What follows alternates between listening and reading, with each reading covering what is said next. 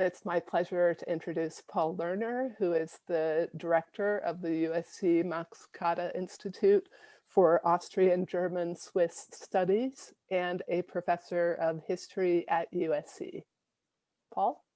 Thank you so much, Martha. Welcome, everybody.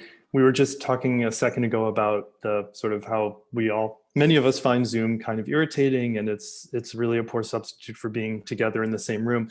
But the other side of that is just that we have so many people here and people from all over the world. So it's really amazing. And I'm really delighted to have such a robust crowd, so many friends and colleagues out there. It's really special.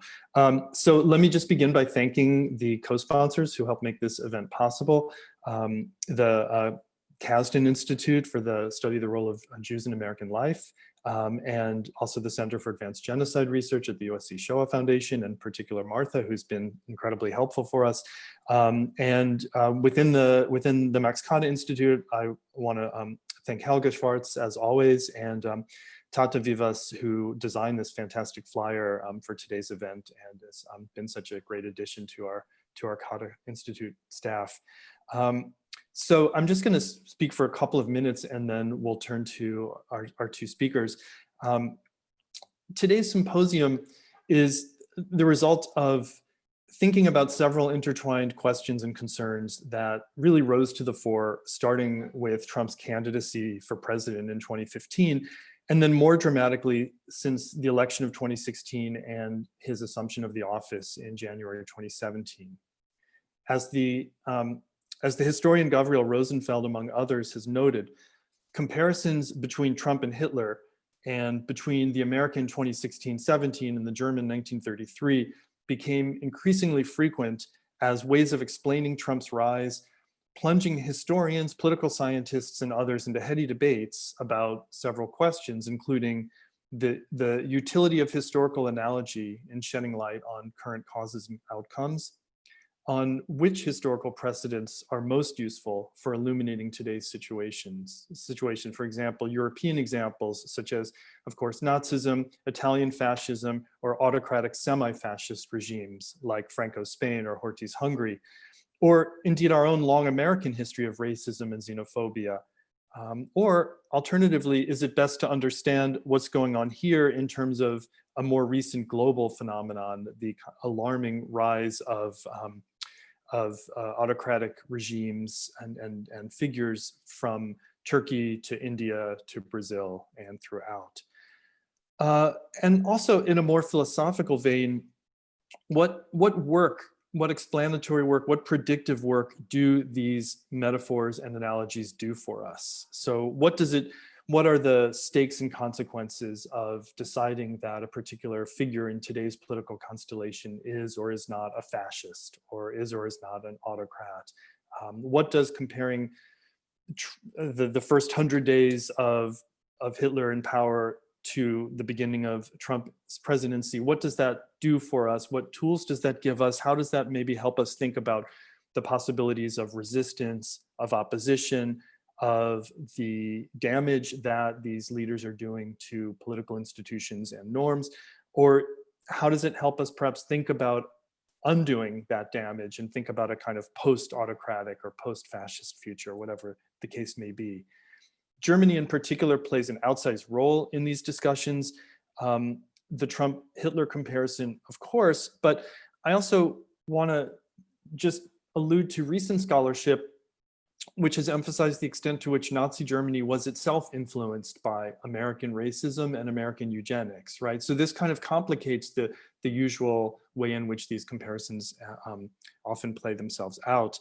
And the last few years, again, have challenged the once really rock solid conceptions about which countries must bear the burden of historical guilt and where the most stable and thriving democratic cultures can be found. And I think our two speakers weigh in on these questions in really compelling and profound ways, which is why I'm delighted to welcome them here with us this morning. So I'm going to introduce both of them, and then we'll turn things over to our first speaker, Professor Finchelstein, and then over to Susan Neiman, Dr. Neiman, and then we will have a discussion, the three of us, for a few minutes, and then we'll open it up to audience questions and comments. So our first speaker, Federico Finchelstein is professor of history and director of the Janey Program in Latin American Studies at the New School for Social Research. He's the author of many books on fascism, on political history, on populism in Latin America, Europe, and globally, including the ideological origins of the Dirty War, transatlantic fascism, his From Fascism to Populism in History from 2018, and his most recent book, A Brief History of Fascist Lies, which appeared earlier this year. I feel a personal debt of gratitude to Federico, not only for letting me interview him for my fascism class in the spring, and I don't really pretend to be an expert on fascism, so as I was teaching the class, I was catching up on things because the field has changed a lot since I read for it in graduate school, as has the current political situation.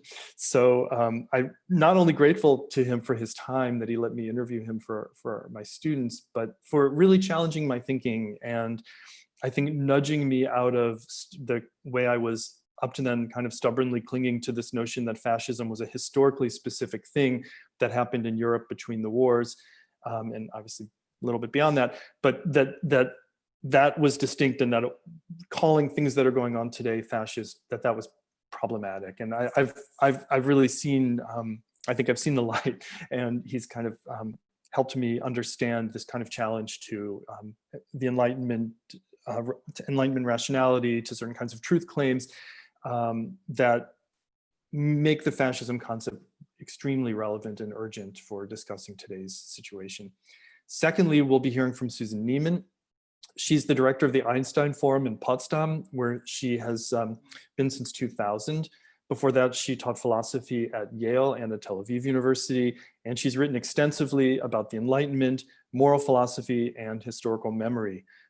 Among her books are Slow Fire, Jewish Notes from Berlin, which I have to admit was kind of a Bible for me when I first went to Berlin to do my dissertation research. And I found it to be just incredibly wise and true. And the style of this kind of personal and historical and philosophical writing all coming together and kind of cross-illuminating itself is a style that we also see in her most recent work. But before that, I want to mention several of her other more philosophical works: The Unity of Reason, Rereading Kant, Evil in Modern Thought, Moral Clarity, A Guide for Grown-Up Idealists, and Why Grow Up? Subversive Thoughts for an Infantile Age. Her latest book, Learning from the Germans, Race and the Memory of Evil, urges Americans to confront our racist past with the openness and transparency that came to characterize German Vergangenheitsbewältigung, or German grappling with mastering the past. Of course, this wasn't present at the beginning. It took, as she points out in the book, it took quite a while for this kind of open, soul-searching discourse to really emerge, but it did happen. And in her framing, a kind of model for ways in which Americans, particularly in the American South, can come to face the long-term consequences of American racism and slavery in particular. I noted that I didn't know that until I was preparing the introduction, but that the book has also appeared in German, and I'm really interested to hear what the German reception has been. I was able to read some of the reviews when it came out here in the US, but really curious about that. So I'm, again, really grateful to both of you for being here with us, and I will now turn things over to Federico Finchelstein. Well, thank you so much, Paul, and also thank you, Martha, and also Susan, for participating, of this event and of this dialogue. I am, as always, I take this as an opportunity to learn. So I will be very brief in terms of, what I have to say before dialogue happens. Basically, one of the questions that is being constantly asked is whether Trump is a fascist, and I think this is the wrong way to ask this question, because if Trump is Hitler, the answer is obvious that he's not. Hitler is Hitler, or Hitler was Hitler, and Trump is Trump. Already begging, the historian or the analyst to explain important ruptures or distinctions in history. But history obviously is about continuities as well. And it's hard to understand why there is such a kind of anathema on the possibility of comparing or using analogy and sometimes even more than analogy, which is political culture and even right-wing politics of memory regarding the past. All of this, is part of Trumpism as well. I mean, images about racism from the past, even images or connections with fascist organizations and so on and so forth. So if the question becomes, what are the connections, both historical and also perhaps contemporary connections between Trump and the fascists, the answers are much more troubling. So my point is that the way the question is asked is hardly, I think, is very problematic insofar as it presents us with an easy no, and thereby basically it provides us with the fake gift of an intellectual pacifier. I mean, we feel, okay, our democracy is strong, we don't have to perhaps even vote or care about what Trump is doing, because in a way he's not Hitler. And my point is that the fact that there are so many connections between what Hitler did and what Trump is doing should be problematic enough or troubling enough for all of us. So basically, this is part of a long history, which is, of course, a global history, in the sense that fascism was a global movement and it fed each other.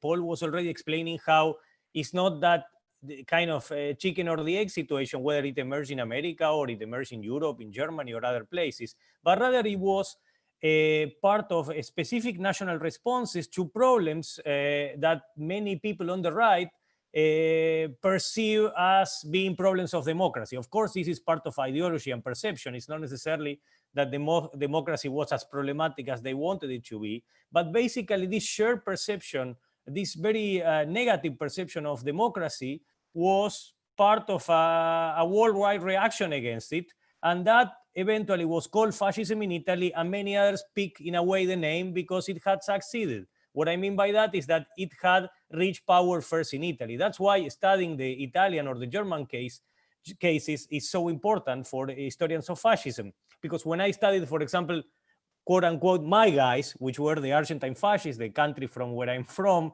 I'm quite an anti-fascist myself, so I'm being extremely ironic about my guys, but these are my sources, and they were obsessed with the ways in which they connected to Mussolini or Hitler, and also they were obsessed in explaining that they were truly Argentine.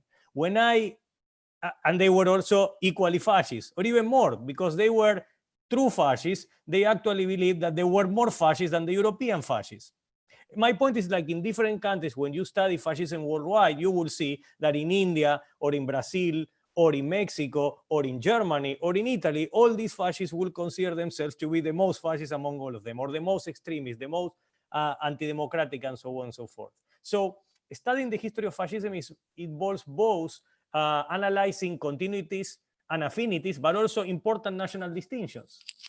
I mean, and I'm saying this because then, and perhaps I could kind of finish with this, then the question is why it becomes almost a kind of sort of, I will even say, ritual or even sacred obsession by many people, that are against Trump, in terms of the, let's say, denying the possibility of making Trumpism part of a long history, which involves the history of fascism and populism.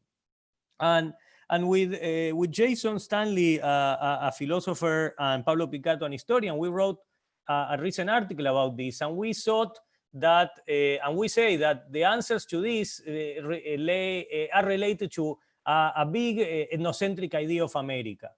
I mean, for these critics of, I don't say these critics of the idea of even thinking about fascism as part of the explanation about Trumpism, America is either too dumb, meaning fascism was highly ideological. In America, apparently you don't have ideology, or they are too good. America is truly liberal and Trump is an aberration, a bracket in history. And guess what?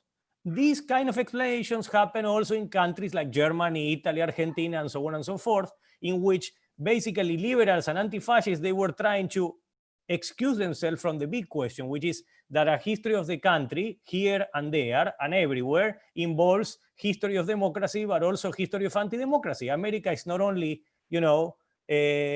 fine on one side or the other. And the last thing I want to say is that one of the authors, anti-fascist authors that I study, which is the subject of my next book, which is the Argentine writer Jorge Luis Borges.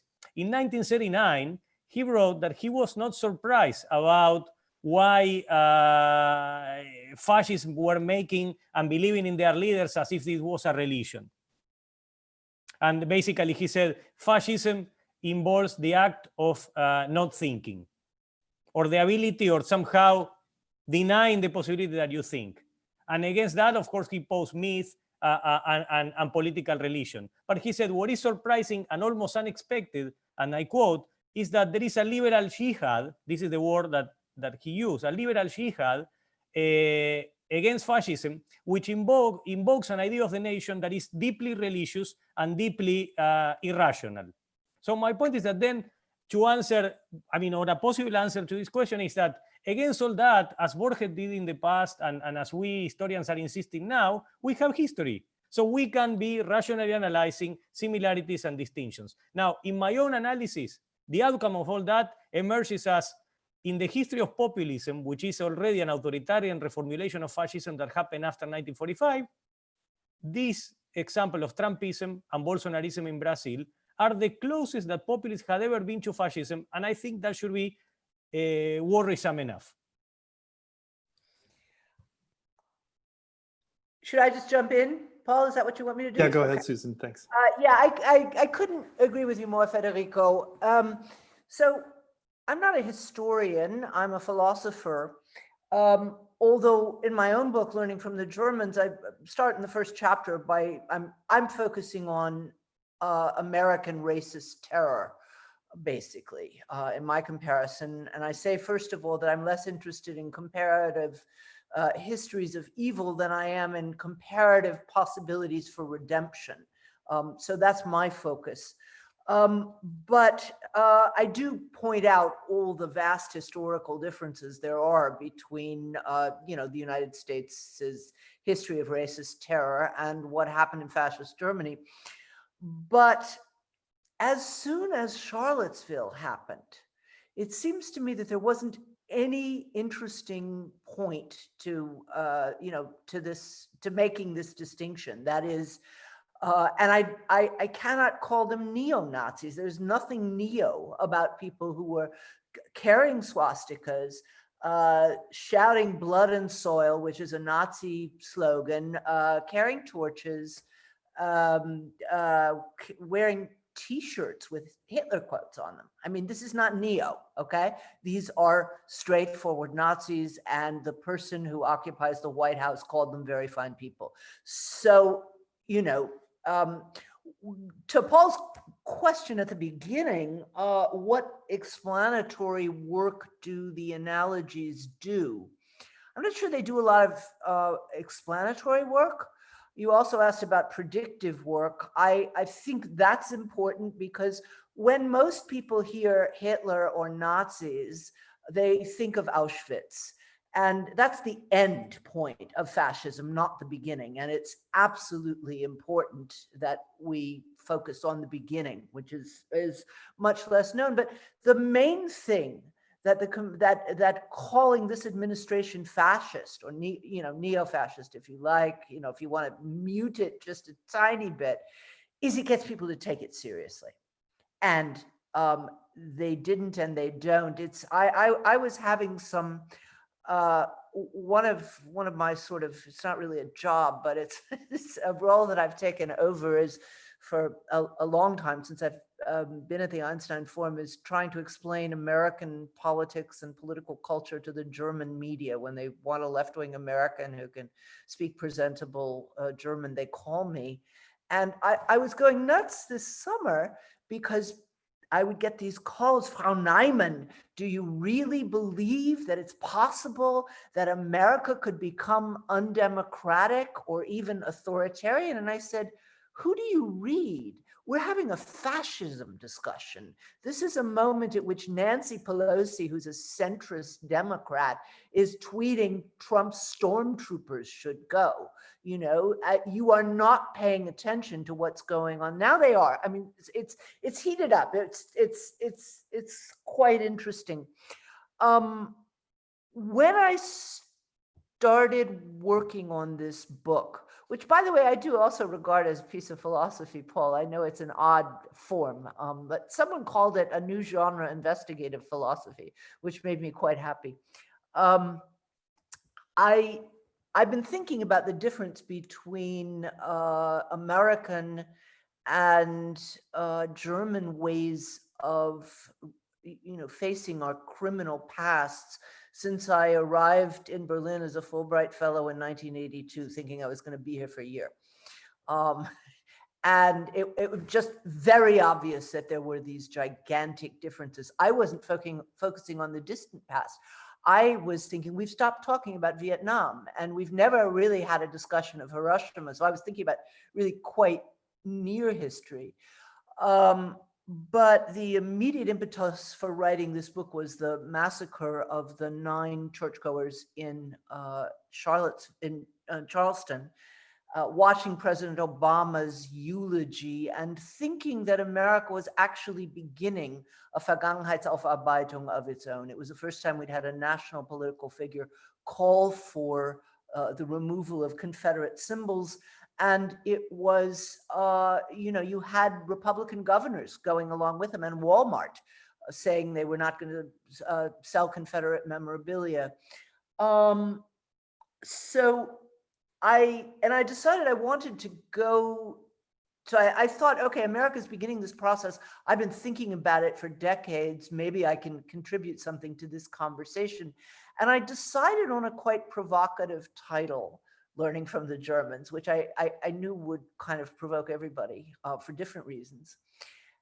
And I very much wanted not simply to be lecturing at Americans from a distance, but I wanted to talk to people who are in fact working on challenging historical memories, working on racial reconciliation. And I wound up going to the Deep South. I want to, I say this in the book, but I probably don't emphasize it enough. I don't at all think that racism is only a problem in the Deep South, but in the Deep South works like a magnifying glass for the rest of America. You see, everything is kind of on steroids there, both the best and the worst, and they're obsessed with their history. Many people get it wrong, but they're obsessed with it. So I had a sabbatical coming to me, and I spent most of a year there based in Mississippi. And people were absolutely, white people were very provoked by the title. There was a fellowship I didn't get that I should have gotten because, that I was told, and various other people said, no-brainer, because people found the comparison tendentious, they found it provocative, they found it overblown. And the interesting thing was that when I came back, when the book was done, and I came back last fall for a very long book tour through the country, no one complained. Not a single person thought there was a problem with the analogy in the States. And that was really interesting. It had just switched from being something that people found, oh my God, she's comparing America to the heart of evil, suddenly, 3 years of Trump, no one took issue with that analogy. Paul, you asked about the difference between the German and the American reception, and it's quite interesting. Actually, the Kade has funded a nice Jewish American graduate student in German to come over and study the differences in the reception. Two things to say about that. The Germans are still outraged by the comparison, although in the past couple of months, you see it dawning on them that actually, the man in the White House, whose name I loathe saying, is not simply vulgar or undiplomatic. He's, certainly on the high road to fascism. But they're usually quite angry. Either they laugh or they shout at me when they hear the title. And I've taken to saying, this just confirms my thesis, because it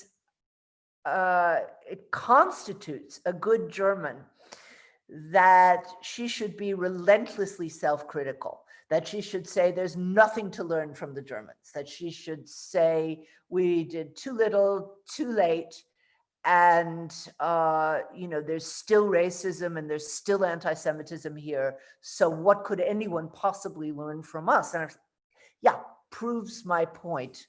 The other thing that, of course, has been a huge issue. It's been an issue internationally. I mean, I've been criticized for it in Britain and Holland, and in the States, but in most of West Germany, the easiest way to drive a West German mad is to say something good about East Germany. And the fact that I've said that, although problematic and instrumentalized in the first 40 years, East Germans were genuine anti-fascists, or at least certainly the government was anti-fascist, and much of the population saw that as genuine, even if they disliked virtually everything else about the regime. That point really drives West Germans crazy. On the other hand, Aussies, Eastern Germans love it. They feel really like someone is finally, someone from the outside is finally attacking the stereotypes that have been built up about East Germany, and I'm happy to do that. I want to just say one thing. I mean, there are lots of things that Americans can learn from Germans and other people, by the way. I only focused on the US because it's the place that I know best. And in some sense, although I've lived in Europe now for, well, more of my adult life than in the States, it is the place that I care about most. It's the place that I'm most ashamed of when we screw up. It's the place that I got tears in my eyes the other night watching President Obama's warm-up speech and thinking back to the days when I was knocking on doors to the tune of Fired Up and Ready to Go. So, I don't know, Federico, if you feel that way about the place that you grew up in, if one is always both more ashamed of and more happy for one's homeland than anywhere else, even if you live and work a long time elsewhere. So I mean, my sorry, do you want to reply to that? No. Okay, I'm going to wind up here, but I want to try and just say what I think are the most important lessons that the other countries can learn from the German example. One is that this process of Vergangenheitsaufarbeitung, I don't use Bewältigung anymore. It's not used that much, Paul, because Bewältigung implies conquering the past. And I think people acknowledge this is a very, very long-term project, if it ever ends. So it's a process of working off debts and relationship to the past. It's a very complex process. It's not an inoculation. It doesn't provide a foolproof solution to racism. Even if it's done very well, and of course, Germany did not do it very well for a long time. I'll get to that in a second. It's got to be multifaceted. It's about constructing a truer historical narrative, but that's not just something that you do in schools and universities. Popular culture is incredibly important. What movies we watch, what songs we sing, how we raise our children, all of that stuff is affected, along with things like the iconography of our cities and what monuments we put up and what monuments we tear down, what sorts of justice systems. So it's a multifaceted project, and presumably one that takes generations. The second thing that we can learn from the Germans is that it's really hard. The biggest surprise, both for me and then when I explain it to other people, for people outside Germany is the fact that, contrary to what we imagine, because we think of the Nazis as absolute evil, so we think that the minute the war was over, the country fell on its knees and asked for atonement. That's a view that I think we have because we think it would have been appropriate. We also have it because the most iconic photo of post-war Germany is Willy Brandt on his knees at the Warsaw Ghetto Memorial. But we don't know that the majority of Germans hated him for doing this and thought it was entirely wrong. You're raising your eyebrows, I know. The majority of post-war West Germans, certainly, and some, unreconstructed East Germans, was that they were the worst victims of the war. And one of the epiphanies I had when writing this book was, it's not something people want to talk about at all. They will tell you that their parents or grandparents were Nazis. That they don't mind telling you, but they will not tell you that they thought they were the war's worst victims. And in finding this out and reading, the kind of thing that I wouldn't normally read, memoirs and, certain early post-war novels and discussions, would say, yeah, well, we lost the war, our territory was dismembered, 7 million people were killed, our cities are, burnt to the ground, our men were in concentration camps, in POW camps, if they were alive at all. We were hungry, just barely alive. I hope somebody gets that reference. And on top of it all, the damn Yankees wanted to convince us that the war was all our fault. And I realized this is how the lost cause sounds. This is exactly the same tropes that you hear from people who want to defend the Confederacy. And what I take from that is just this. So people will always, they'd like to see themselves and their people as heroes. If they can't do that, they will see themselves as victims. They'll say, well, they would have been heroes, but history turned them into victims. What was historically unique about what the Germans did was to make a further step and say, yeah, okay, we suffered, but actually there are other people who suffered more, and it was our fault. And that was something historically new. But we need to realize how much pushback there is, and not to be discouraged by the fact that people do not, and as Federico mentioned, Americans have told ourselves, for a very long time, American exceptionalism means we're better than other people. And, we're more honest, we're more virtuous, we're more democratic, we're more decent, all of that stuff. This is usually said by people who have never been outside of the country, but that's okay. So it's a lot of work to break that down, but it can be done. And let me just add one more word of caution. I was extraordinarily happy about the Black Lives Matter demonstrations when they began. I continue to be happy about that. And I particularly continue to be happy about the insistence on looking at our history and connecting present violence with our lack of awareness with historical violence. But while we're rewriting the narrative, we need to have some nuance.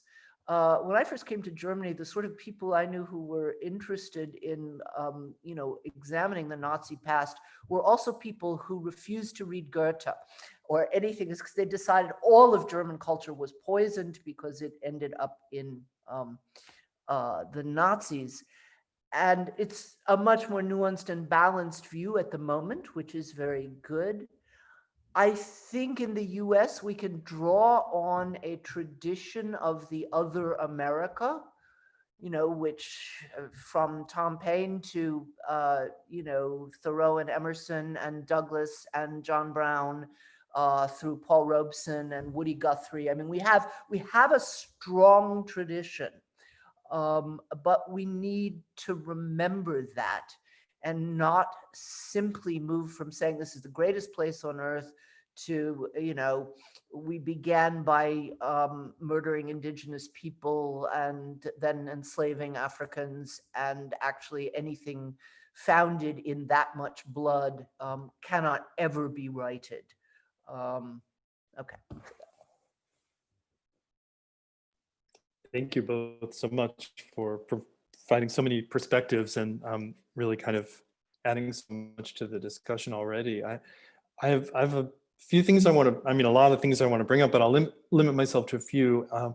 One thing I want to maybe start with, Susan, is, but I think Federico, you should feel free to come in too, is that you use the concept of evil in your work, and again, you're a philosopher, and you theorize evil in some of your work, or at least think about it philosophically. And as a historian, I'm reluctant to bring such concepts in. And I wonder if you could just talk a little bit about how evil, which is certainly in the title of your book, but I don't remember it actually coming up so much in the book itself. So I'm just kind of wondering about how you're thinking about evil here, and what and Federico, what do historians do with this? How is this concept useful or not useful for us as historians?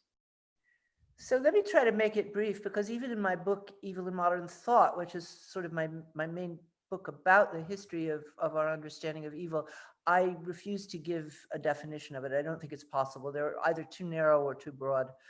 But I think some events are such that it's just too weak to say this was very bad. And I think while we may disagree about particular cases, there are enough cases that we will agree on if we actually, get down to discussing particular cases. And, like using the word fascism, it seems to me it's a way to get people to pay attention, to take something seriously. Now, I know this was abused. I was when I came out with that book. Actually, it was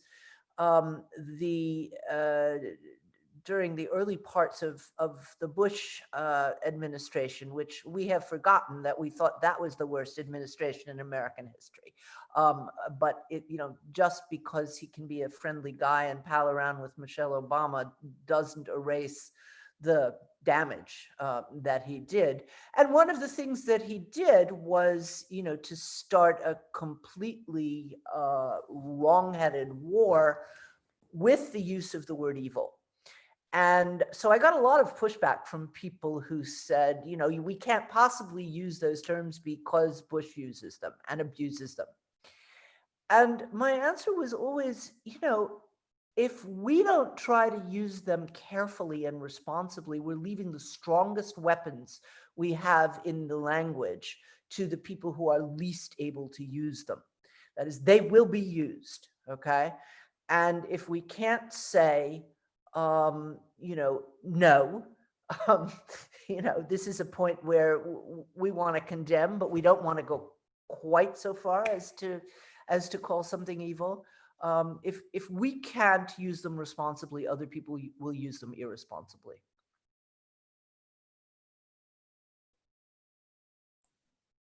Yes, should I jump in? Yes, please. Yes, it's a category that I would have to see in my work whether to what extent I use it, but I have no problem in identifying it with all the moral problems that are related to these anti-democratic perspectives. Basically, what you have is a history. For example, in my last book, which is this analysis of the history of fascist lies and the way they lie, and the way lies replace reality, not only reality itself, but certainly in the minds of people that can change reality, such as the leaders. And eventually the outcome of that is death. These lies produce death. The classic example, of course, is the example of the Nazis. They lied about disease in the sense of they presented Jews as being inherently diseased people. They lie that Jews were dirty and spread disease. And they were not only lying, but they eventually replaced the reality, which is, of course, that Jews are not dirty or spread disease, with an alternative reality, which is that of ghettos and concentration camps where there were horrible sanitary conditions. Jews were put there, and eventually they became ill and certainly spread disease. So a Nazi would say, you see, we were right. But that sense of being right is profoundly immoral and even evil, of course, because it produces death. Now, if we jump with all the distinctions that one should make to the ways of fascism or the ways of the Nazis, to the particular way, and here in the title of our meeting today, there is the word analogy. If we use that kind of comparison, let's say, to think why someone like Trump lies much more than any other politicians, and not only that, he seems to believe either in his lies or in the fact that eventually, even if he's using minor lies, these lies are at the service of a larger truth, which is the truth that he's always right and he's a great leader. Now, when you think all of that, and you remember that I think 1 week ago, Joe Biden said Trump lies like Goebbels. In a way, he's right, because these lies produce death. I mean, he has been lying about disease. He has been exposing even himself to disease, eventually becoming ill. I mean, this is a person that believes so much in this that he's willing to expose himself and his family to the disease because he truly believes that masks are not necessary. And then what is the product or the outcome of this deep lying? Well, apparently 130,000 Americans. I read an article today that said that probably that is the number of people that died because this idea of wearing masks was not either enforced or promoted sufficiently. And the fault, of course, lies in the leader of this country, which is Trump at the moment. Hopefully only at the moment. And going back to this idea of evil, I think this is a category that also brings or relates two sides, which are at this point very difficult to distinguish or separate, which is, we are historians or philosophers or social scientists, but we have our normative views as citizens. And at this point, what Trump is doing, I would say, is similar to the ways of fascism in so many ways, but certainly I will not hesitate to use the categories evil. I mean, separating children permanently from their parents. I mean, at some point, analytic categories can be coupled with these moral categories. And I think in that sense, I mean, I don't have a problem with the category. It's not necessarily that I use it, I think, as well as I perhaps do as a citizen. I mean, I kind of try, as everybody else, to wear these two hats separately. But basically, most of my anti-fascist sources use them very explicitly. Borges, for example, said in this article about, ironically, it's an article which is called About Being Impartial. And for him, being it's an article on impartiality or being neutral. But it's very interesting because his idea of being neutral is being profoundly anti-fascist. So basically, you cannot renounce. I mean, if you need to defend democracy, there is no both-sidism. I mean, being impartial is siding with democracy and not with the lies. And he said at that point, he said, I don't know exactly what will be the outcome for Germany of a Hitler's victory in the European war. He says this in 1939. But I'm sure that this will end with the world becoming more evil. I mean, this is the category that he used, right? And it's hard to, I think that was a very acute way of presenting the issue.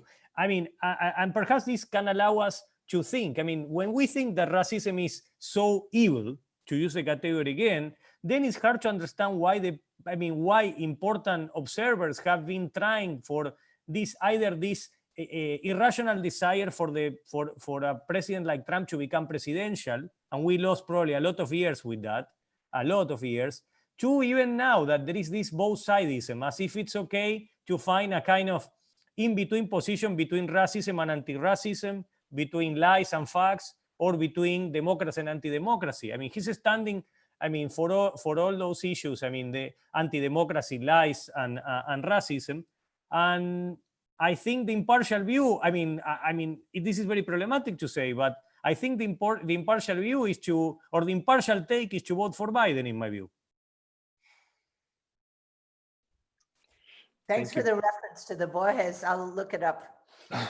Yeah, and I mean the last one of the last points you made, Federico, got me thinking about the last night's debate, which I kind of half watched or followed from a distance on social media. But there was the point of, speaking of lies, and really kind of bold, shocking lies, was the lie about how people in ICE detention facilities are being treated, about how they're clean and comfortable and pleasant. And this just flies in the face of several years of reporting about how abysmal the conditions are, and some really terrifying reporting about sterilization and other kinds of procedures that have been, that have been done on women in these camps. So the boldness of the lying seems to me something that's really unique in American history. I mean, not ignoring the larger continuities of racism and xenophobia, but nevertheless, or indeed, as Susan mentions, all of the ways in which George W. Bush could put a smiling face and a pleasant affect on while he's responsible for doing serious harm in the world, harm that created consequences that we're still living with in all kinds of ways, right? So, but I don't want to get involved in a comparative, discussion of which president was worse or anything, but it does seem to be uniquely fascist-like, that this ability to stand up there and say something which can be disproven through a Google search or a quick glance at a reputable newspaper in just seconds, right? Yeah, is it raining or not raining? Exactly, right. Whereas I think in the lies about weapons of mass destruction that were used to justify the Iraq War, they were also lies, and they were also terrible lies, but it required a little more work to refute them, I think, right? They weren't as, I mean, they seemed sort of obviously lies at the time too, but it's easier to understand. There's a whole mechanism in place to make people think that they were true, whereas now it's just the leader standing up there and saying it's true because I say it's true. And right, with this spectacle of multitudes believing him and being satisfied with that arrangement.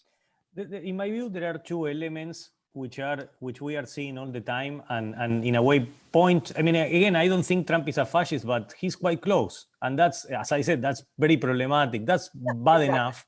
That's bad enough. And there are two elements which are typical of fascist propaganda and the fascist ways of lying. One is this idea of projection. I mean, projection, that the idea that, I mean, Hitler, for example, will say that he was a truth teller, and the greatest liars in the history of the world were the Jews. I mean, of course, this is the ultimate lie. You have the ultimate propaganda man, the ultimate liar, saying that the liars are his victims. And Trump does the same again and again and again. And it seems that this projective mechanism reflects his own fears and anxieties about, misogyny, I mean, in misogynic ways, in discriminatory ways, in racist ways, and so on and so forth. And the other idea is repetition, which I think in that sense, Biden, when he compared Trump to Goebbels, he was right in the sense that this, there is a dimension there which is important. But ironically, Goebbels never said, repeat a lie that it will become truth. And because that, I mean, he never said that. And I did ask a lot of German colleagues and historians about this, because there is no proof that Goebbels ever said that.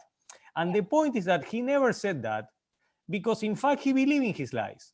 This was not, I mean, we are missing the picture if we believe that there is only a cynical view on the lie, meaning like they lie because they know the truth that is different to what they are saying.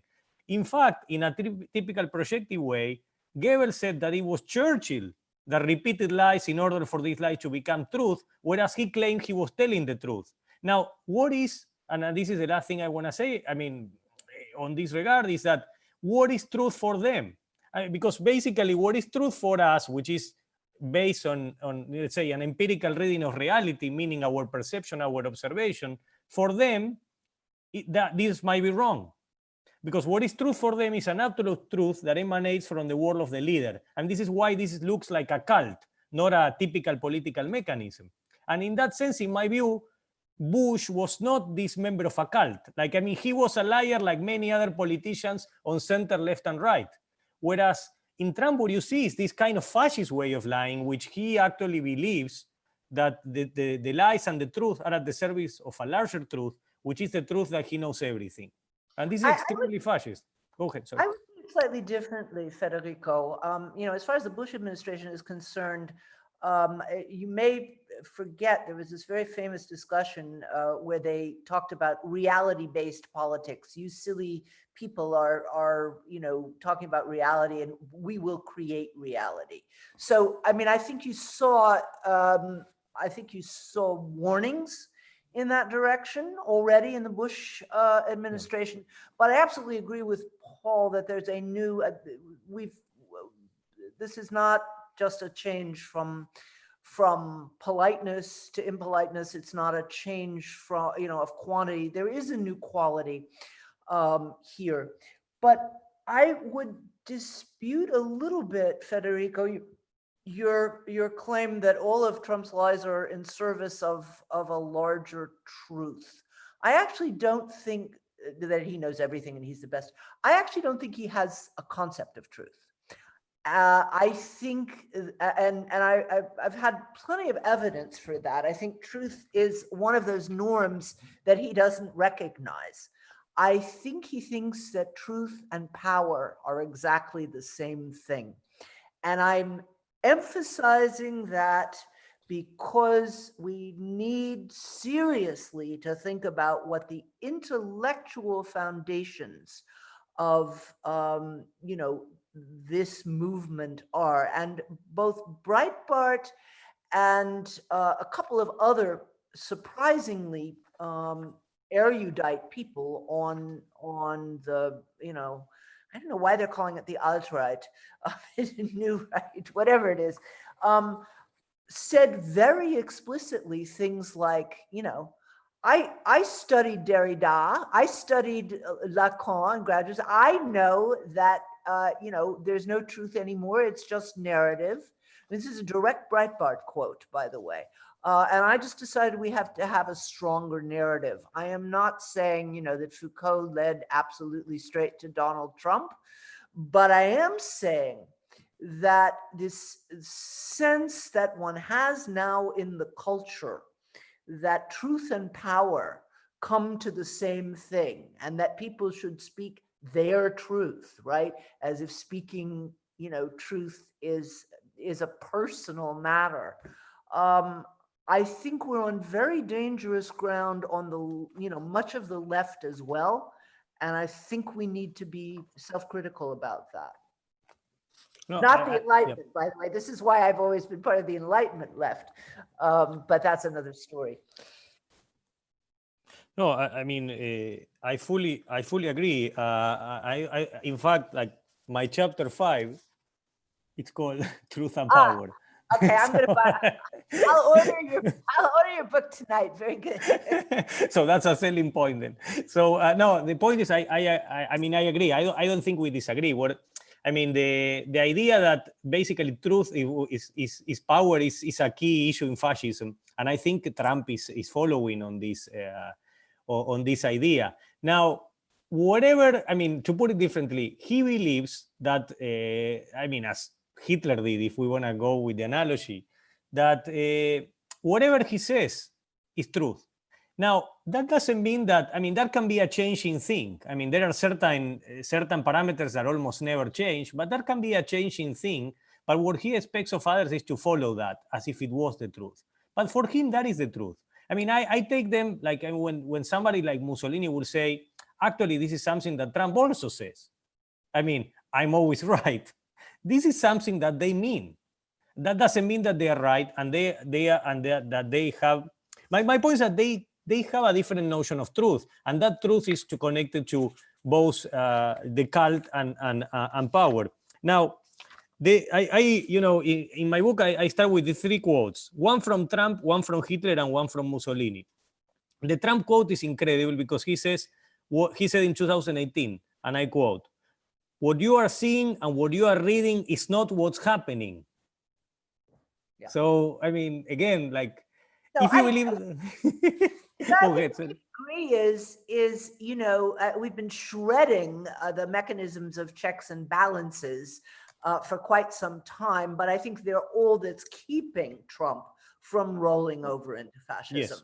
I mean, Yes. that and a certain amount of resistance in civil society and lawsuits in demonstrations, but I think that's all that's keeping him. I think if he could, yeah, I agree.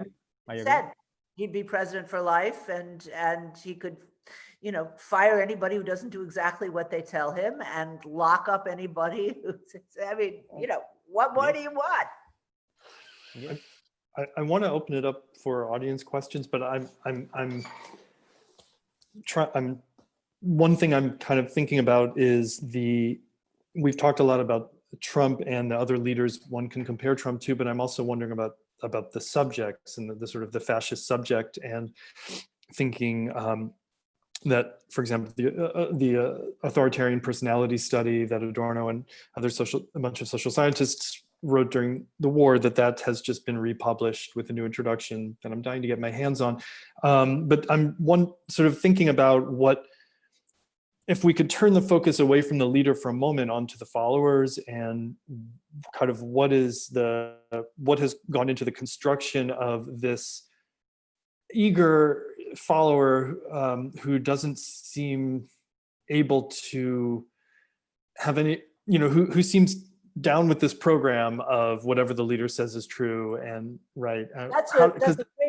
That's a great question, because actually they're very similar. At least in Germany, I don't know about in other fascist countries, and they're similar in the following ways that we don't quite like to see. We would like to think that Trump's followers, like Nazi followers, were the great unwashed masses who were poor and uneducated, and so they fell for this guy.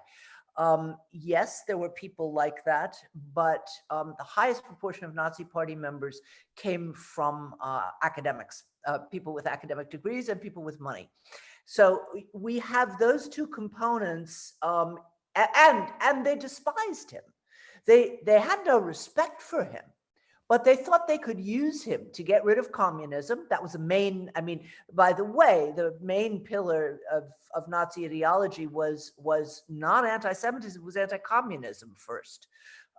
We all know the famous Neiman quote, "First they came for the communists and I was not a communist, and then they came for the social democrats." I assume people know that. I've seen it on, college dorm walls, where the message is, if anybody's civil rights are threatened, everybody's civil rights are threatened. But the truth is, historically, they first did come for the communists. And so industry and wealthy people backed the Nazis because they thought they would get rid of communism. That was the point. And they thought he was vulgar and, stupid. So you have really, really similar, a similar constellation operating here. And we don't see his wealthy members at the rallies. We see these rather sad, violent-looking, usually obese, clearly unhealthy lives, missing teeth, whatever. Lots of tattoos. That's the visual, appearance of Trump's supporters. But all of the people who voted for him, and there are many, and they despise him too. They think he's embarrassing. They think he's vulgar. They think he's all those things. But he got them their tax cuts, and he will keep away from what's called socialized medicine, which is, Yeah, I thank you for making that point, which I think is extremely important. People are quoting Hannah Arendt constantly these days, so I'm trying not to go down that road too much, but I think she has some incredibly pertinent observations in Origins of Totalitarianism about this alliance between the bourgeoisie and the mob. And you know that it, and if you just read the New York Times, you know, and their endless visits to diners in rural Iowa and discussions with the kinds of people you were just talking about and what leads them to vote for Trump, they're really missing this bigger picture of who's profiting from the Trump administration and who's sort of maybe not doesn't love the crudeness and crassness, but are willing to put up with them in exchange for financial benefits or so forth. So I'm really glad you brought that up too. I see we have some hands already. So I think, Martha, should we bring in? Yeah. So I'm going to go ahead and enable the chat so that people can write questions in the chat. And the panelists, we will read the questions aloud for the sake of the recording, so you don't need to keep an eye on the chat yourselves. And I see several people have already raised their hands. Just as a reminder, if you click on the participants button in your Zoom controls, you'll see a big list of participants. And then I believe on the left-hand side, a raise hand button for you to ask your question live. So let's get going. We'll start. Oh, and also there will be a lag when I call on people because you'll have to accept my request to unmute yourself. So please pay attention to your screens and we will move through the discussion. Thank you for participating. All right, we'll start with McCann. Okay. Thank you. Thanks for that very interesting talk. And I'm sorry, Paul, that I'll be referred to Arendt, but I did want to pick up on something that Federico said very early in his first set of remarks, the connection of thoughtlessness and fascism, because in Arendt's portrait of Eichmann, both you know, on the documents concerning his duties when he was in playing his role in the Nazi hierarchy, but then through the interviews and the actual course of the trial in Jerusalem, the one feature she emphasized most was his thoughtlessness. And I wanted to hear a little bit more about that connection. Thanks. So I can answer that question because I've written a lot about it. Maybe Federico wants to chime in. I think that is one of the great works of ethics of the 20th century, although she later disavowed it as being simply journalism. So it's a great work of ethics. It happens to be historically wrong. And if you want to read a terrific book, read Eichmann Before Jerusalem. Oh, yeah. By the philosopher Bettina Stangnet. Yeah. And unlike many people who wanted to take Arendt down for the wrong reason, Stangnet has an enormous amount of respect for Arendt, but she actually listened to about 1,000 hours of tape that Eichmann and other old Nazis made in Argentina, by the way. Right. And it turns out that the thesis of thoughtlessness is just wrong about the man Adolf Eichmann. He knew exactly what he was doing. And it was a, you know, it was an attempt to save his skin. Stagnet's book is really interesting. First of all, it's extremely well written. Secondly, it sheds some light on how many old Nazis were operative in the West German government and what that post-war period was like. So it's interesting for those reasons. However, even if, let's say, a couple of thousand people at the top of the Nazi leadership actually really truly hated Jews and communists and just, you know, wanted nothing else than to get rid of them, they could not have done what they did without the support of millions of others who indeed, I think, are rightly characterized by Arendt as thoughtless. So I think that I think the thesis holds true for the majority of evil that gets committed in the world. You know, and what I think is one of the things I think is so wonderful about that book is it talks about different kinds of thoughtlessness or mistaken thinking on the parts of different groups, including even people who, not only people who thought they were doing nothing that was objectionable, even people who thought they might be acting for the best in a difficult situation. So it's something that we can apply to our times in trying to think about, what we're going to do after November. If I may, yes, I mean, in the case of the Borges quote, Borges Borges identifies the inability to think with the displacement of let's say, the domain of faith into politics. In other words, for Borges, not thinking is thinking politics in a mythical/religious way. I mean, thinking through stereotypes, thinking through nationalism, ideas of self-affirmation which are entirely mythical, such as we are fantastic and that's why we will win or not, and so on and so forth. So for Borges, like, this inability to think is basically being extremely ideological. I mean, believing lies because they identify those lies as part of as both ritual and content of the faith. And I think that makes a connection with the Trumpists as well. Because I just read and I reviewed this book. Hopefully the review will be published soon. This book is called Liars Circus. And it's a journalist that has spent 170 hours in Trump rallies. And he has been going there like 2 days before, talking and interacting, even befriending these so-called front row Joes. And he talks with these people, and they are extremely, they are members of a cult, and they believe, the words of Trump as part of basically an harmonic ideology that connects with their also extreme religious views. And I think one of the insights here is that Trump is able to feed these people in need of an authoritarian personality with religious metaphors and vertical ideas of the leader and of God that somehow feed this transposition of what is properly religious into what is properly political. So this conflation of politics and religion through myth, this is exactly what Borges was presenting as the inability to think. It was not, it's true that he was not, I don't think he was thinking in the same way that Arendt would present Eichmann. Because Eichmann, I agree, Eichmann was fully ideological in this way that Borges was describing.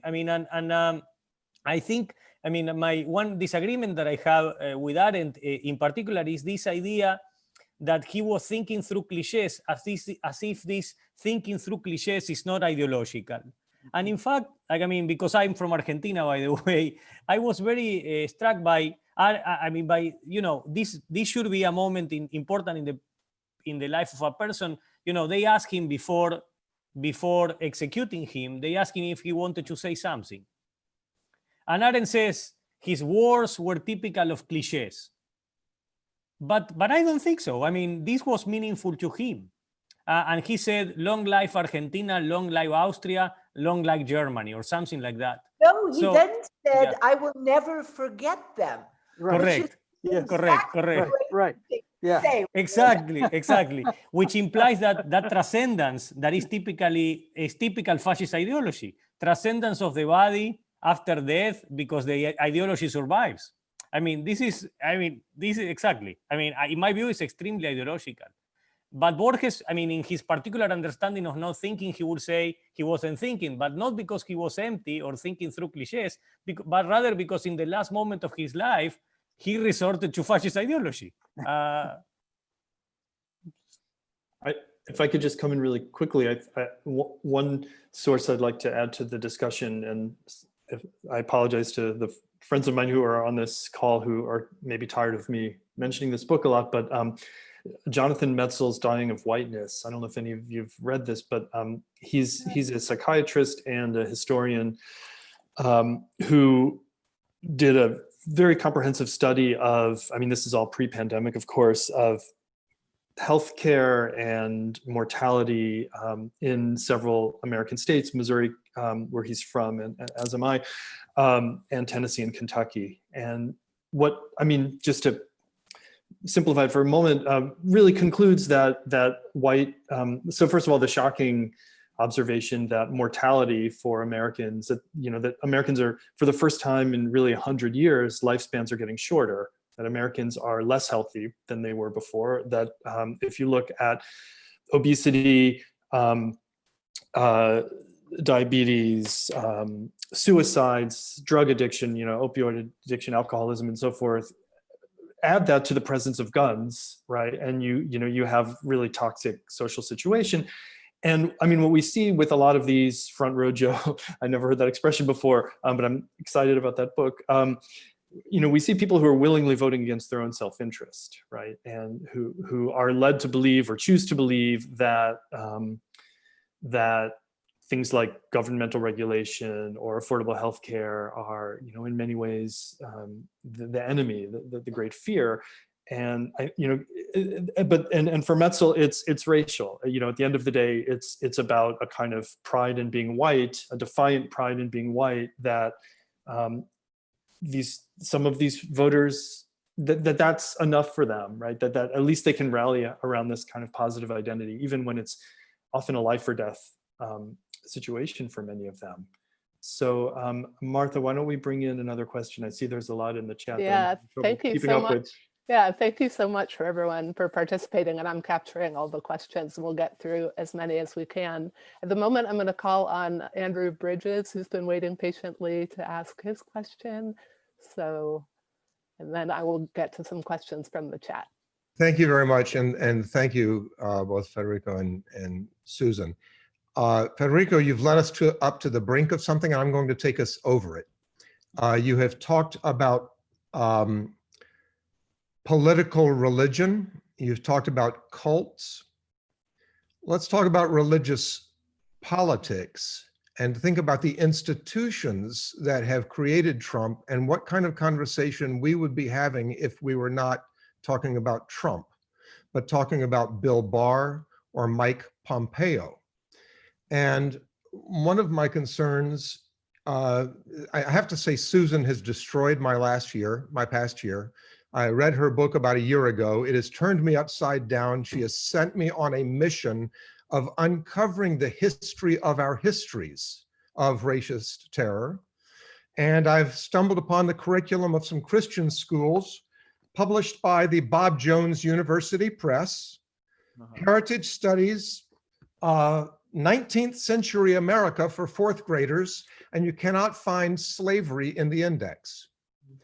And you cannot find a coherent discussion of the United States Civil War, but there are 6 pages on the Boer War and 6 pages on the Boxer Rebellion. And we have a segregated educational system in the United States that under the First Amendment claims its own truth and its own right to educate students in its own truth, which is absolutely reaffirming a narrative that is filled with lies. And so the question is, we have in the United States our unique First Amendment protections of religion and free speech that is sort of to the weapon of lies as the Second Amendment is to guns. It is giving a very, very powerful protection.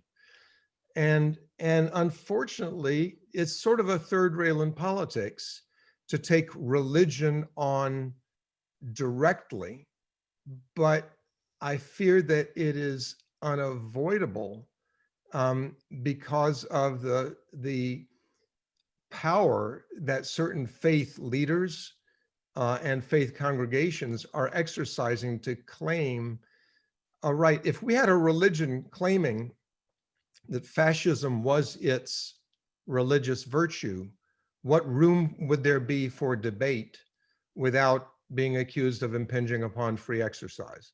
Anyway, I'd love to get some answers to those thoughts, if I may. Andrew, thank you for your kind words about my, did you say I ruined your year?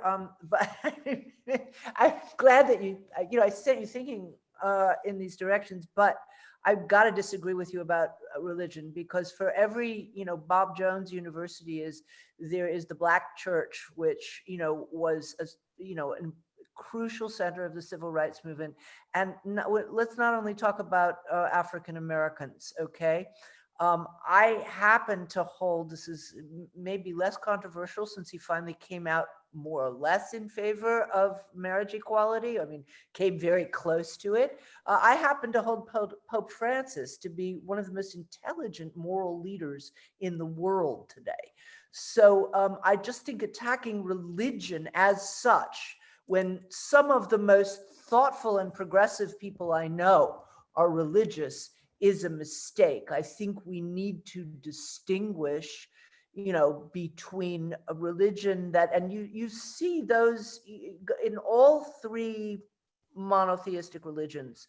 You have a rationalist strain that thinks God gave us reason, and so he meant us to use it, and actually does. I mean, there's usually a cap on, somewhere revelation comes in, but you can go a very long way with reason as a religious person.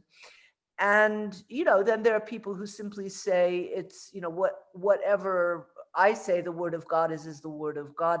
And you have both of those versions in the Bible itself. So, there are these two ways you can go, but it seems to me not only is attacking religion a political non-starter, but it's the wrong way to go because it's not the enemy.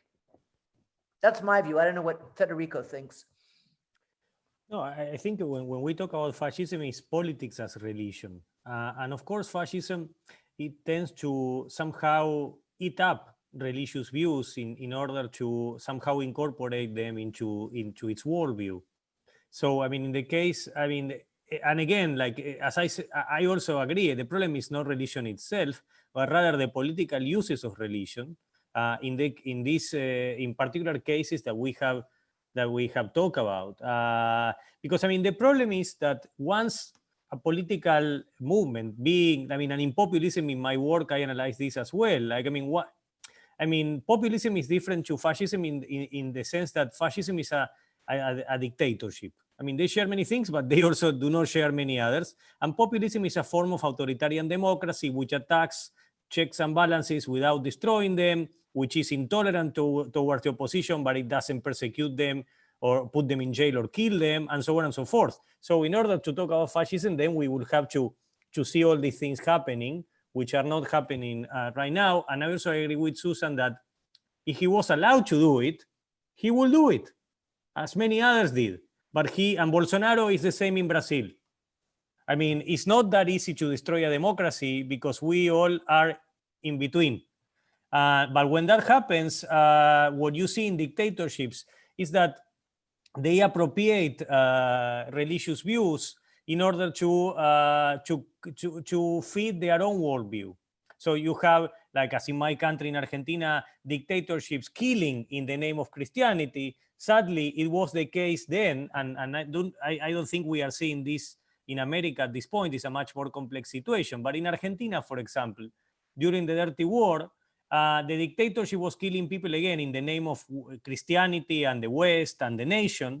And only, I think I don't remember exactly the numbers now, but let's say out of 60 plus members of the Bishops' Conference, only 4 denounced the dictatorship, saying that this is not Christianity. It's not okay to kill, your fellow citizens. Some few identify with those killings, and the majority of them said nothing. And the problem here, I think, is what about those that say nothing? Because in their kind of perspective, there are other things, that also are in play, such as either economic benefit or the fact that they don't kill you. Because when there is a dictatorship, it's not a democracy, and there is your life at stake as well, in a very different way than to the question of democracy. So, this is very complex. I don't think it is religion itself, but rather the displacement of religious views into the political as such.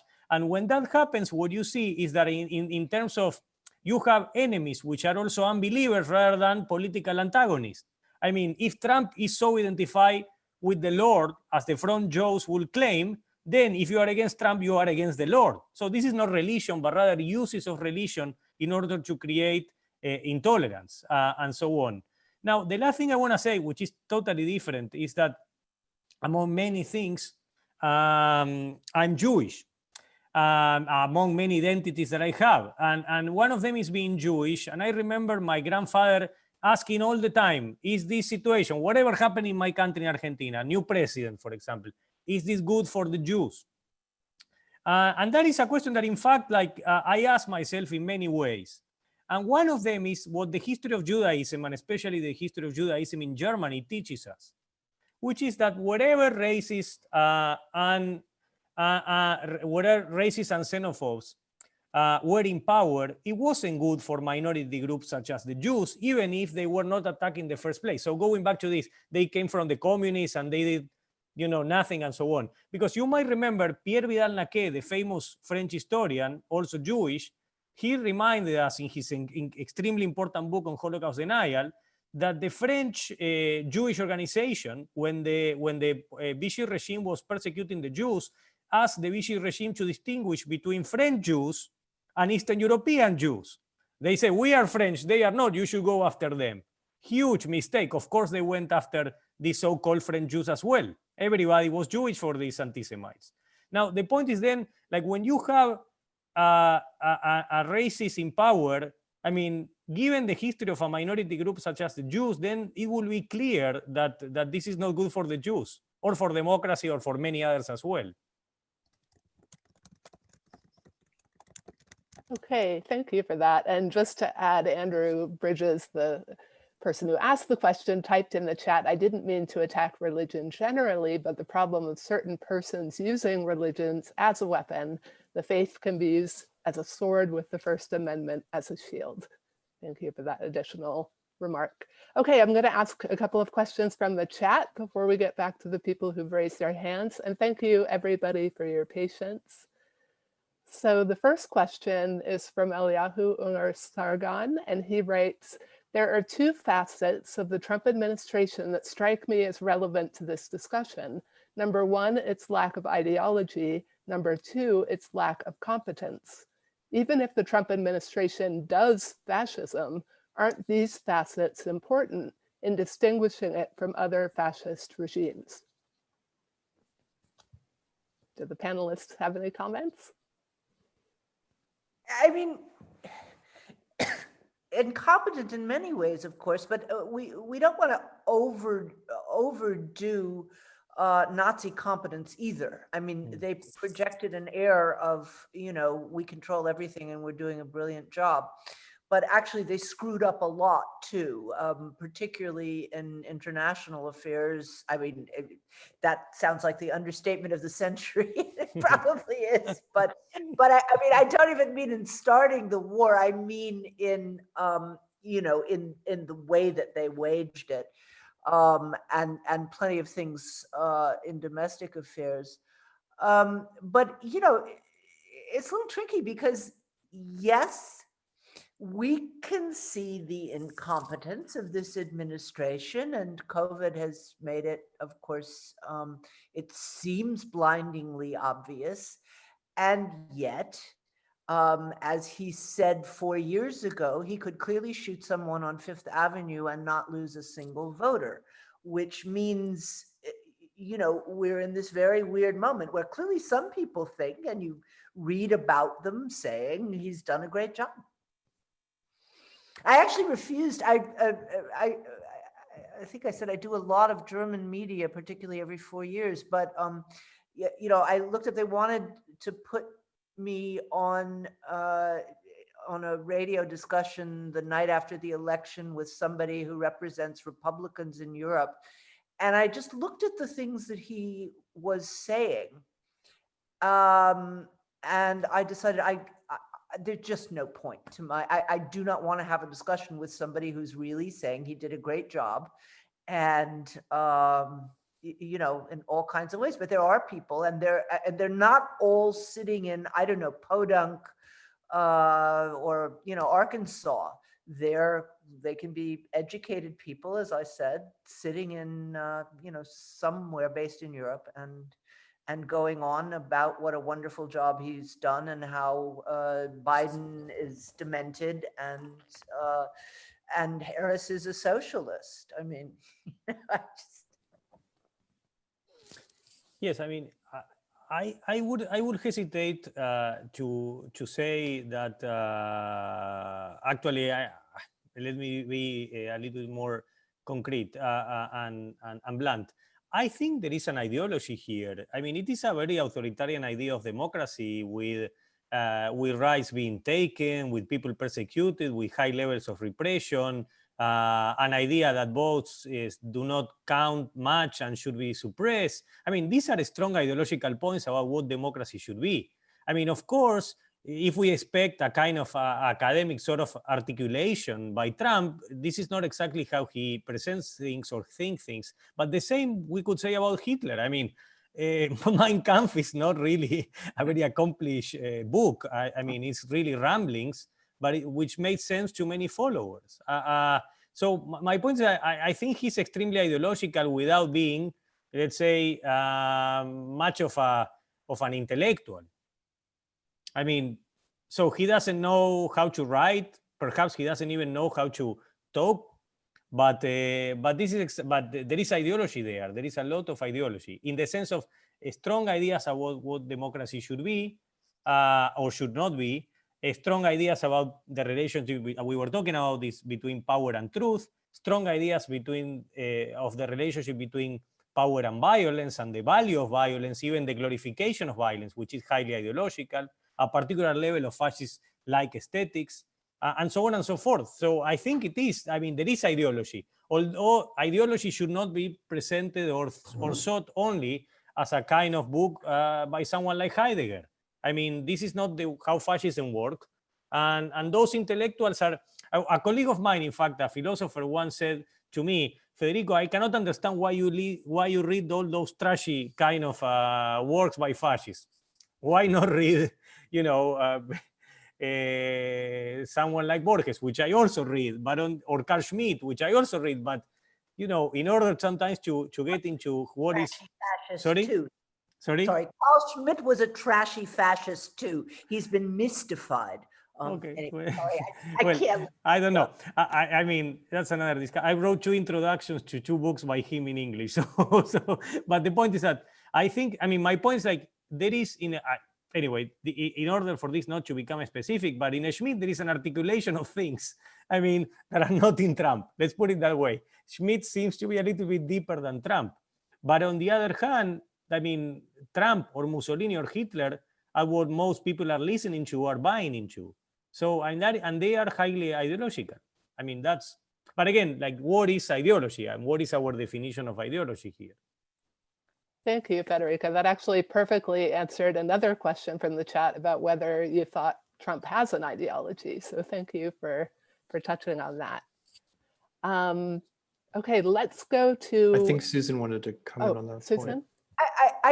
So because it's 9 hours later in Berlin than it is in LA, I just wonder, I certainly want everybody who's got a question to be able to ask it, but if we could maybe we could talk into the wee hours of the morning, but if we could all maybe stay with short questions and short answers, I'd be really grateful. Thank you, Susan, for articulating that. Okay, so let's go to the hands again, and we'll go to Elka.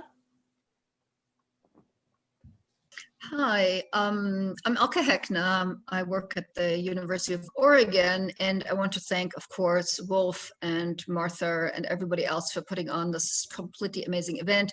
Thanks, Susan, and thanks, Federico. So I have a question. I'd like to potentially shift the focus a bit to the issue of what Jeff Ely calls the portability of fascism. And I find that a really interesting concept because it allows us to think about the conditions of possibility that enable fascism and that extend the thinking about fascism potentially beyond the US, and especially to what we have discussed here a little bit, which is the question of what has enabled these virulent, violent populisms, not only in the US, but also, to me, very disconcertingly in Germany, in which, public spaces have been appropriated by the Reichsbürger movement, in which extreme right-wing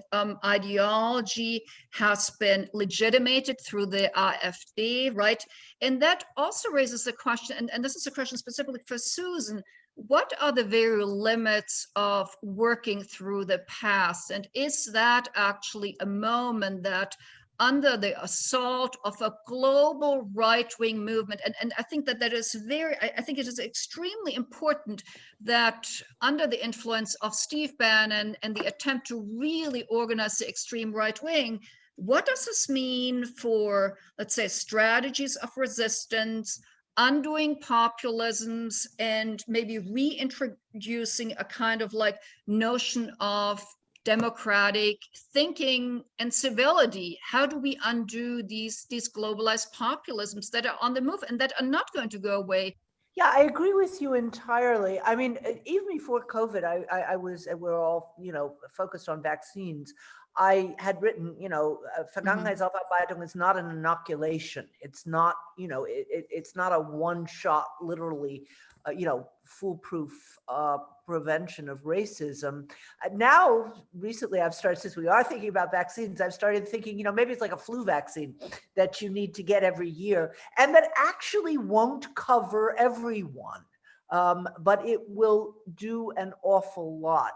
I think you're bringing up a really important question about the international rise of, I hate the word populism because I find it really empty, but let's say what we're really worried about is, neo-fascist nationalism, which is rising all over the world. Federico talked sort of early on in his discussion about problems within democracy. He also talked about the ways in which the problems were amplified to make democracy seem even worse than it was, or more difficult than it was. And that played a role clearly in the rise of fascism in Europe. We also need to talk about economics, and it's a big subject, and I'm not going to go into it in any kind of detail.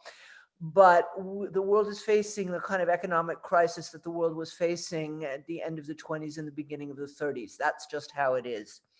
And we have been told that every form of socialism is evil, and that some form of neoliberalism is the only solution. And what I think people very clearly see, I don't want to say this is the only thing that leads people to the radical right, but I think it's a big piece of it. People feel utterly disempowered. They know that, actually it's not their local governments that are, playing the major role in world-shaking decisions, but it's international corporations over which they have no influence. Even, Angela Merkel talked about demokratiekonforme Märkte instead of markets that conform to democracy, instead of, as a very good German writer, Ingo Schulze, pointed out, we should be talking about markets that conform to democracy. No, we should be talking about, no, she was talking, anyway, it's hard to translate at the same time. But we know that the real, centers of power are not even in the national governments necessarily. Look at, all the compromises that Barack Obama was forced to make, okay? So I think the sense both that people's lives and the lives of their children are actually becoming more and more economically precarious, combined with the sense that we're not in touch with the real centers of power. I think that's one of the really important forces that leads to nationalism, right-wing nationalism. Okay, so now we're going to take just 2 or 3 more questions. We're actually going to take them all together. Please keep them short because we need to conclude shortly. So from the chat, Harold Marcuse writes, it may not qualify as ideology in the narrow sense, but Trump, think of his celebrity background, is motivated by popularity, which he sees as the basis of power, his goal. I think he'll wield power in any way that gets him popular acclamation. Maybe the panelists could comment on similarities and differences between fascism and populism. I'll leave that for you, Federico, because I don't understand the word populism. It's Okay, been so I mean, this is there is a long and short answer to the question. The long answer, it's in this book, or one possible long answer, because it's this book that I wrote on From Fascism to Populism in History, explaining the differences between the two. The short answer I will do now, with some injustice to that book. I mean, historical. The answer for me is historical. I mean, historically, fascism was, let's say, an anti-democratic form that, in fact, used democratic means to destroy democracy from within in order to create a dictatorship. I mean, then fascism existed worldwide, from India to China to Germany to Italy to Argentina, and throughout the world as a new ism. Once that ism is defeated after in 45, what was a 3-ism war, so to speak, in terms of power regimes, was reduced to 2. I mean, that is the Cold War situation, in which there was this kind of contest between liberalism and real socialism or communism.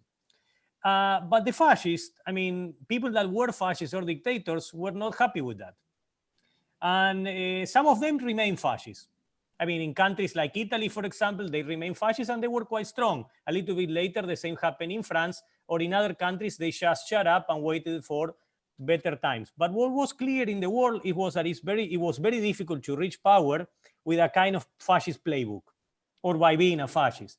And this was first understood in the Latin American context for a variety of reasons, which I explain in the book, Why First Latin America, in which fascists and former dictators like Perón in Argentina or Vargas in Brazil decided to leave fascism behind in order to embrace the world of democracy, the new kind of legitimacy of democracy, because they consider, I will take 1 more minute in order to abide by Susan's very important recommendation. So they, to be brief, so basically they did that, but in fact doing the opposite of what the fascists did.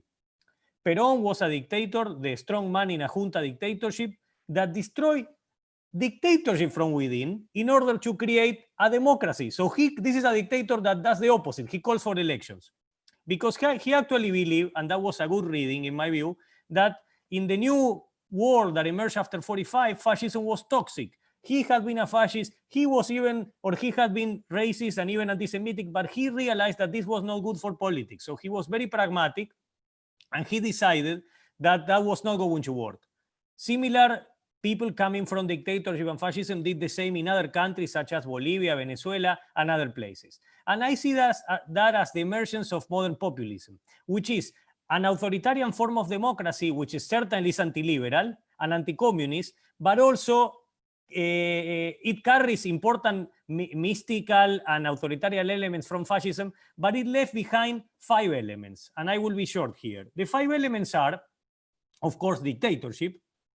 They left behind the practice and the glorification of violence. This is not good. This is toxic. This is fascist stuff. They left behind racism and xenophobia, the so-called socialism of the imbeciles, to convince people of voting for them. And in fact, they somehow created a bigger role for the state and corporativist structures. And finally, they left behind the propaganda and the lies of the fascists. They just lied like any other politician, but they were not willing to transform the world in order for the world to somehow correspond to lies. Now, that was the history of populism until recently. On the right, on the left, or on the center. What you have is populists kind of doing this authoritarian politics by never engaging too much in this kind of toxic dimensions of fascism. What we see now, historically, is totally different. We see populists in Brazil, in India, and certainly in the US, in Hungary and other places, certainly opposition parties in Germany, Italy, and Spain, that they believe somehow, and Trump among them is the first, that doing kind of the politics of racism, xenophobia, violence, and lying like the fascists is not toxic because they can win. So we see this change in the history of populism where populism is getting closer to fascism. Now, the only element, in my view, lacking in Trumpism is a big element, which is dictatorship.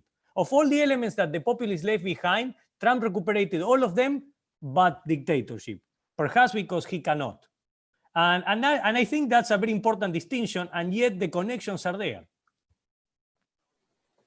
So that's my short answer.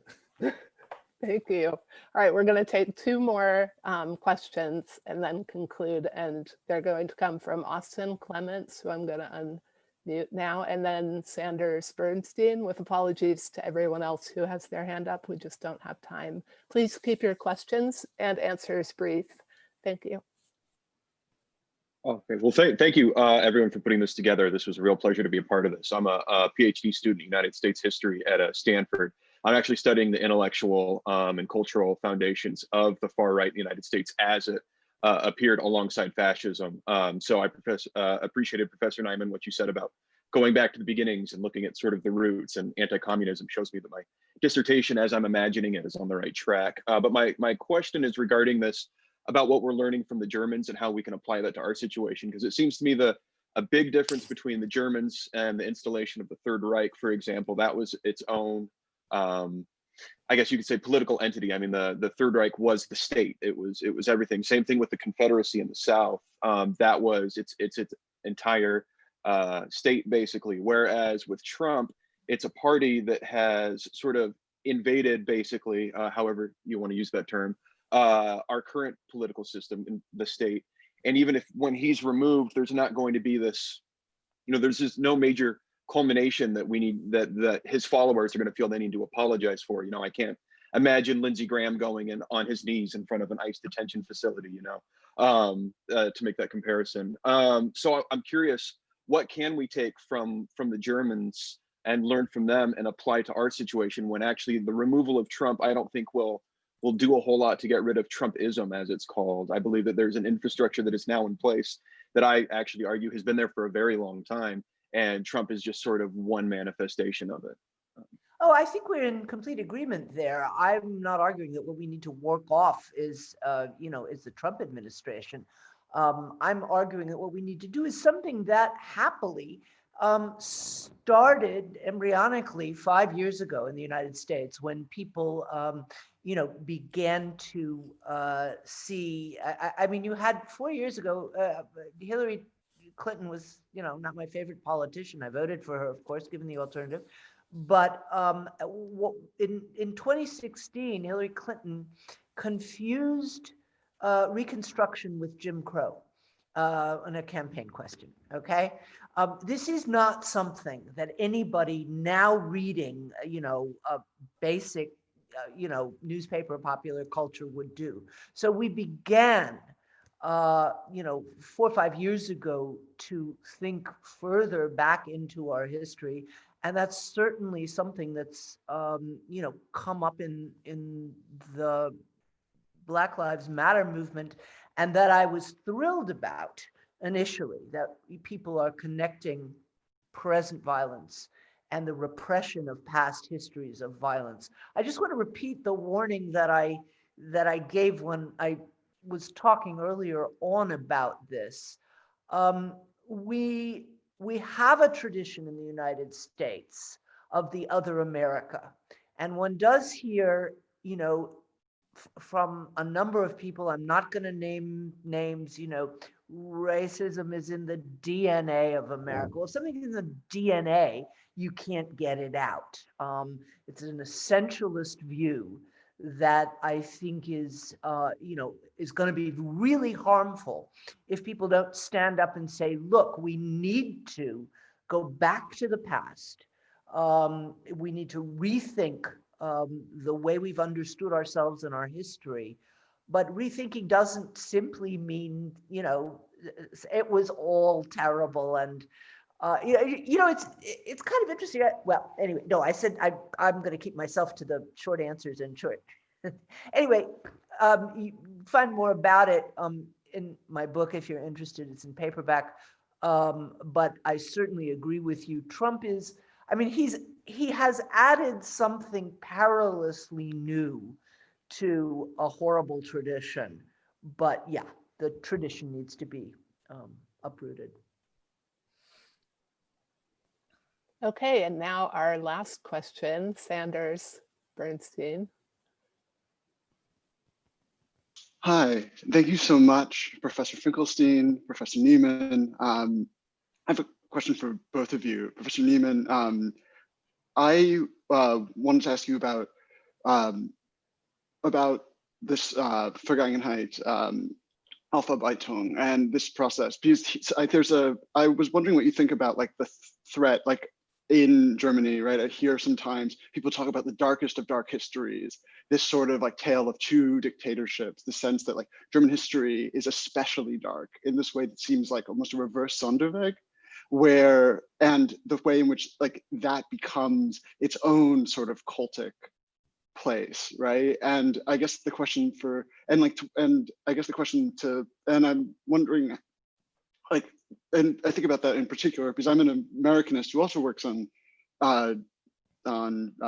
transnational, transatlantic studies, and here at USC actually, but and I'm thinking about the way American exceptionalism has been critiqued as something that reinstates America has become the most anti-exceptional space, and this space that like sort of becomes this, it becomes a way of re-emphasizing the specialness of the US by critiquing its exceptionalism.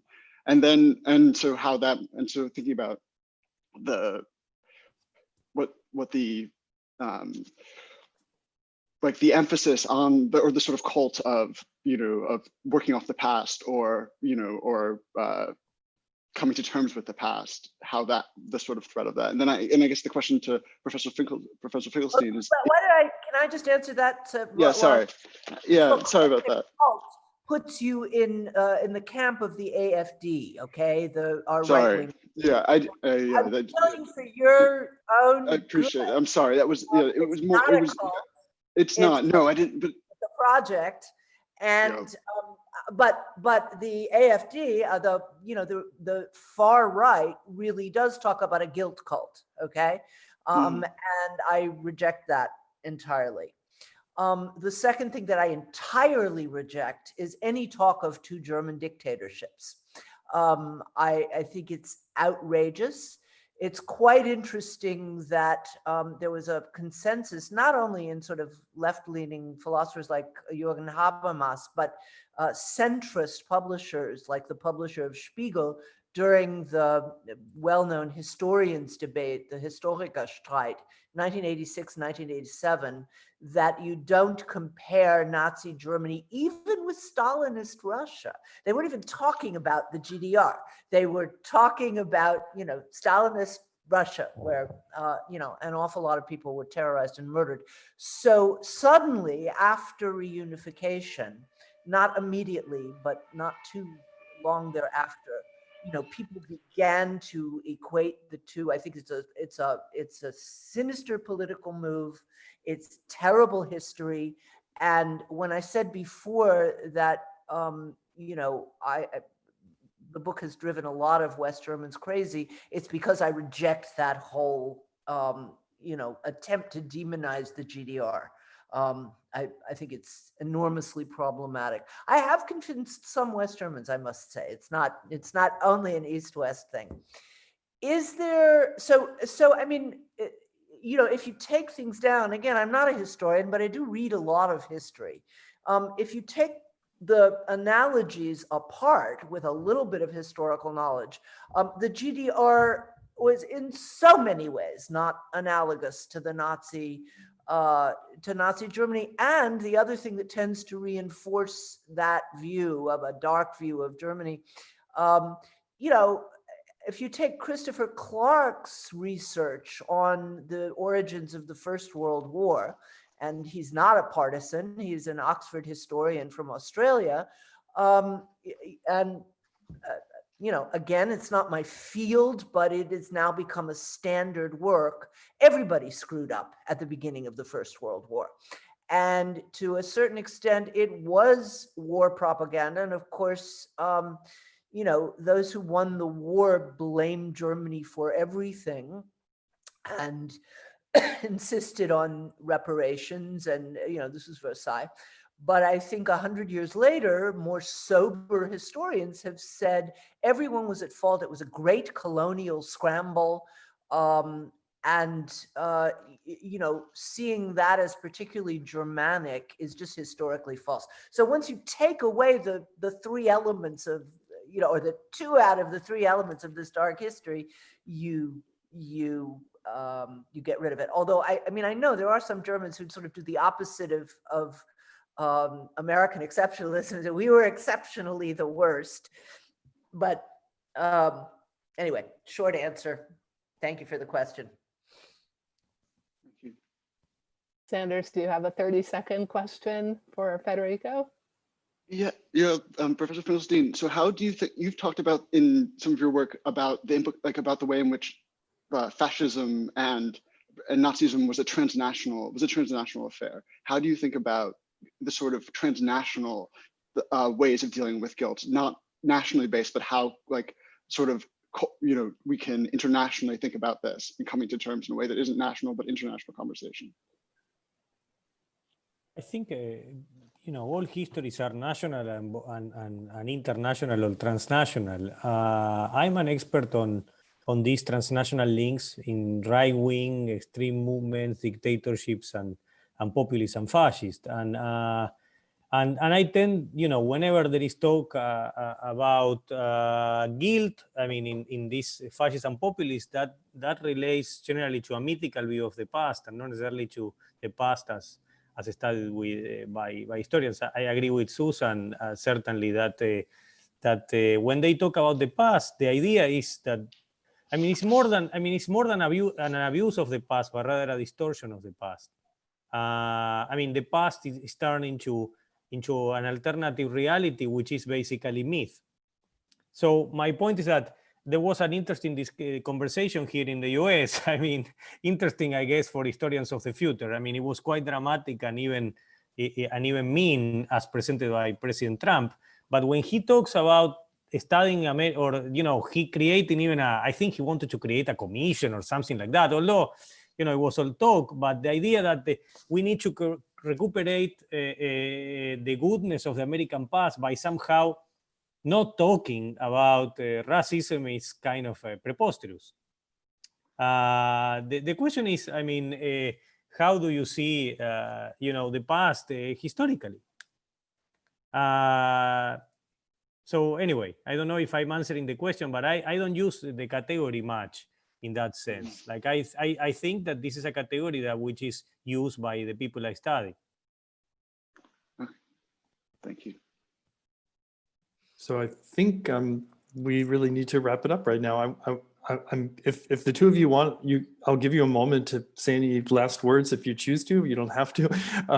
One thing I do want to say, building on what Austin was mentioning a minute ago and Dan's comment in the chat, which is that just to emphasize that, of course, these problems won't go away, and that I'd been, as I was reading Susan's book some months ago, I was thinking about a kind of what would American, you know, Aufarbeitung der Vergangenheit, what might that look like? And I also had this kind of sense of, in the same way that allies, the Americans had West German civilians, you know, go into watch screenings of footage from camps. You know, I was kind of trying to picture that from Americans watching footage of detention centers or something, and, you know, what might that look like in the 21st century, just as a kind of thought experiment. But I think that it also suggests that, as we know, that there's the kind of very visible racial violence of Charlottesville, of the Dylan Roof can't remember where that was right now in South Carolina, right? The church massacre. But there's also the deep kind of structural racism that's been in this country for its entire history that we still really need to figure out ways of grappling with when Trump is long gone. So, do you want to do any? I have nothing to say, but I do want to say that those American troops forcing them to watch films of concentration camps did absolutely nothing. It did no good. That form of denazification was a failure. And again, I don't want to go into what actually, I mean, the story of what did happen is a bit in my book, but yeah. I don't think looking at showing a Trump supporter, I mean, look, Melania went down there wearing a jacket saying, I don't care. So, she saw it in the flesh. So no, you're right. And you make that case. Sorry, the only thing I want to say is that I hope we can organize a similar panel talking about the effects of Trumpism without Trumpism being in power. I really hope for that panel to be a reality now and not in 40 years. I think that's a wonderful note to close on, a hopeful note, and that despite whatever disagreements we may have about certain nuances here, I think we all share this longing to discuss Trumpism as a historical phenomenon in the future. So on that note, I want to especially thank Susan for staying up late and calling in from Germany. Thank Federico for being here from New York, and really enjoyed hearing what you both had to say. And thanks to the audience members for your participation and your patience, and the many excellent comments in the chat that we just didn't have time to get into here. And thank you, Martha, and everyone at the Center for Advanced Genocide Research and the Kasdan Institute for helping make this possible. So I wish everyone a good afternoon or evening, and thank you again so much for being here. It was a pleasure. Thank you for organizing it. Thank you for doing this.